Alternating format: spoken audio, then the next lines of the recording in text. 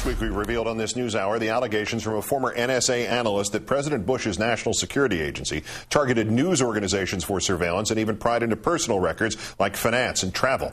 We asked the Obama White House for its response, and today in our third story, we have it. Sort of. We asked the White House specifically what knowledge it now has about illegal NSA spying and what Mr. Obama will do about it. The response, as the president made clear last week, his administration is ensuring that all programs are conducted in accordance with our values and the rule of law. There will be no exceptions. The only faint echo of dissonance, Mr. Bush, too, insisted that all programs were conducted in accordance with our values and the rule of law. The bad news, that leaves us still reliant on the values of those entrusted with enforcing the rule of law. The good news, this time we have a better idea of the better values being brought to bear. Today, Politico.com reported that 3 Clinton veterans who opposed the excessive claim of war powers, Don Johnson, Martin Lederman, and David Barron, will now be running the Justice Department's Office of Legal Counsel. The office intended to advise on legality rather than rubber stamp as it did under Mr. Bush.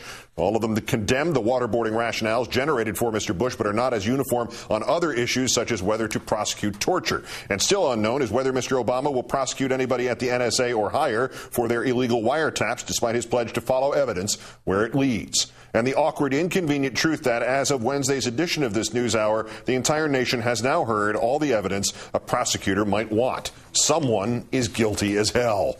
Joining us tonight on this issue, Jonathan Turley, professor of constitutional law at George Washington University. Thanks for your time again tonight, John. Hi, Keith. Let's rewind to the Obama statement.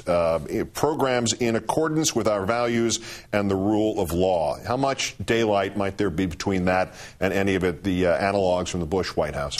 Not much. First of all, it responds in the future tense. You weren't asking whether he would do these things. Nobody thinks that Obama is George Bush.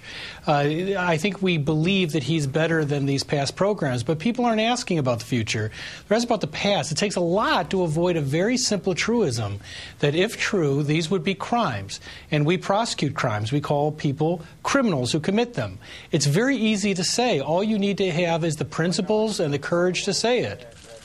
The claims from Russel Tice, Mr. Bush's admission that he greenlit interrogations that included waterboarding, are these not exactly the kinds of evidence that Mr. Obama said his prosecutors would pursue?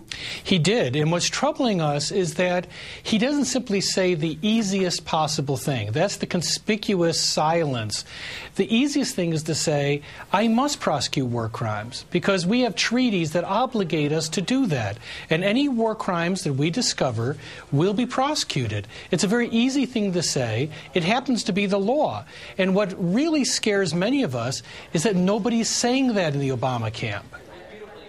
Let's say some kind of prosecution ensues. How does it get decided whether it's the grunts who did the actual torturing and waterboarding and what else not who get pursued in this, or the people who told them to do it? Well, Keith, I have very little sympathy for the people that committed this torture. I've heard President Obama say, you know, we don't want talented people at the CIA looking over their shoulders. Well, those talented people in this circumstance would be torturers.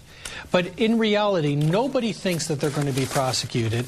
They have something called an estoppel defense, where they can say that they were told by people like John Yoo and others that what they did was legal. That does not protect the president and vice president, and they're the ones and the people just below them who deserve to be investigated, and they must be prosecuted if they've committed war crimes, or we will shred 4 treaties and at least 4 statutes.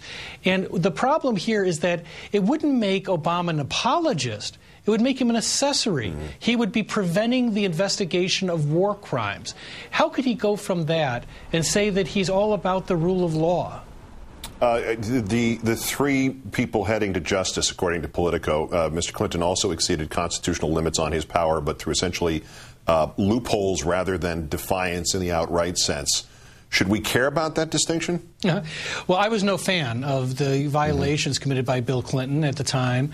But there is a difference. There is a material difference. What George Bush did was unprecedented. He decided that he literally was beyond the law, that he became a government unto himself. He was wrong. The question, though, is whether the Obama administration will now stand by the law wherever it takes him, and that includes possibly to his predecessor. If his predecessor violated the law and particularly committed war crimes, It's going to be something that defines Obama's administration on whether he will stand in the way of the enforcement of those laws. Lastly, John, tangentially connected to this at best, the issue of politicizing the Justice Department, specifically the firing of the U.S. attorneys, and the House Judiciary Committee today subpoenaed Karl Rove to testify.